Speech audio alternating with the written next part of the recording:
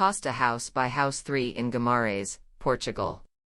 The plot is a privileged location on the slopes of the Penha Mountains, overlooking the beautiful city of Guimarães. The local complexity, topography, and solar orientation, together with the beautiful view of the imposing landscape, create the powerful driving forces that we wanted to see reflected in this house. The house is two rectangles connected, an H arranged in a way that enhances the land, the light, and the views. The scheme is very logical. H generates an arrival patio where the volumes articulate and move away from each other.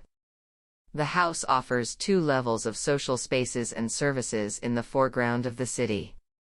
On the walls of the living rooms and kitchens, we opened large windows that favor the search for horizontal light, transparency, and the views that are revealed there.